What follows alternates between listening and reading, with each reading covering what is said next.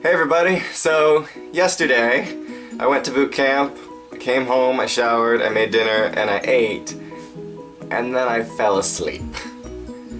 I seriously fell asleep. Sometimes you're exhausted and you just need to let your body rest. The other factor is that I clearly missed yesterday's vlog every day in Ramadan, and that sucks because I may not have expected to succeed, but I didn't expect to fail so early. I plan to make 2 videos today. This one, which will hopefully be up, in the early evening, and then the one that I make in the late evening that doesn't get up until tomorrow morning because that's how this is working right now. Also, happy 4th of July! Woo! Merca! But I suppose this brings up the topic of failure, which is good to discuss because people so very strongly fear it. And so do I, to a certain extent. I mean, that's just human. Like, sure, I'm disappointed that I didn't make a video every day for VEDR, and certainly that it only took 4 days for that to happen, but it's not the end of the world, and it's certainly not going to stop me from making more videos and just keep going with VEDR. Now, I know it seems like I'm talking about a relatively small failure,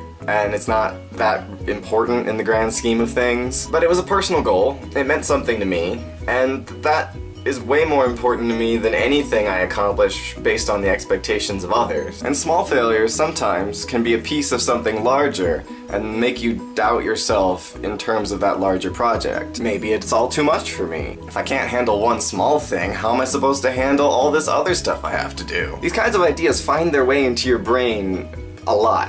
I've heard these kinds of things from countless friends, and I've certainly thought of them myself. I've had friends who say, I can't do the sciences, I can't deal with math, so even though I love biology, I just won't be able to succeed in it. Or, I'm too busy to exercise, I can't find the time, every time I try, something comes up. Or like personally, my air system crashed, and my entire trial is ruined, and I have to get my master's data in the next 3 weeks. Oh god, my life is over. I'm just not smart enough. I'm just not strong enough. I don't have the money. These are mental blocks, whether they're circumstances of life. Either way, they're small failures. They're stumbling blocks in the path to your goal. They aren't walls necessarily. They aren't completely stopping you, but they're more like fences. It's something that's standing in your way, but you can still see through it to where you want to go. It's just hard to get past. But theoretically, you can get over it. Sometimes you just need a boost. Friends and family help a lot. They can help you understand the context of things, see that small failures aren't such a big deal, or the things you think are stopping you aren't stopping you at all. Other times, you just need to take a freaking axe to that fence and break your way through. And that is more of a personal effort, and a result of you making choices that either change the situation or change the way that you approach it. Sometimes that means taking an entirely different path, and that's okay too. There's nothing wrong with deciding that something isn't right for you and choosing to do something else. It's just important that 1, you aren't giving up before giving the situation a chance to succeed, and 2, that you actually do go and try and do something else. For some reason, bad things, small failures, often happen in series, in chunks, and that can really drag you down. But I guess the way I look at it is that rough patches are just part of life. They're gonna happen. Bad things for sure are going to happen, whether they be big or small or otherwise. I mean, my bike got stolen not just 3 days ago. That sucked. Sometimes you're going to fail, or at least feel like you did. But I don't know. The worst thing it can ever really do is stop you, right?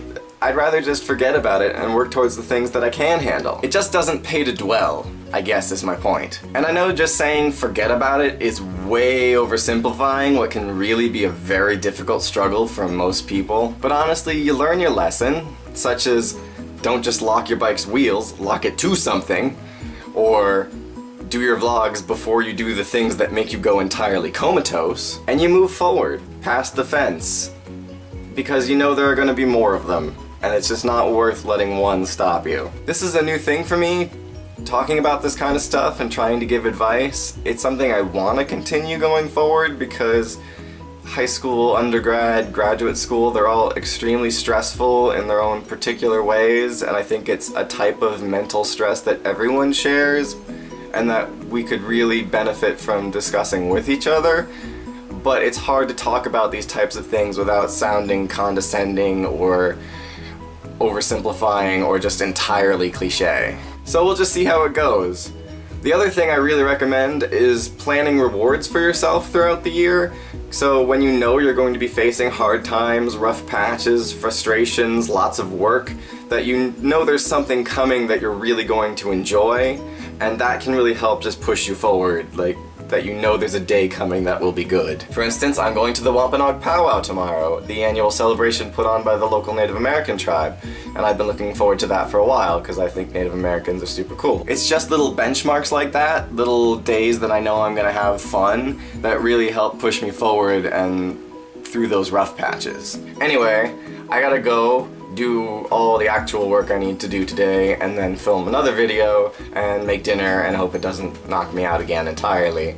So I will see you next time.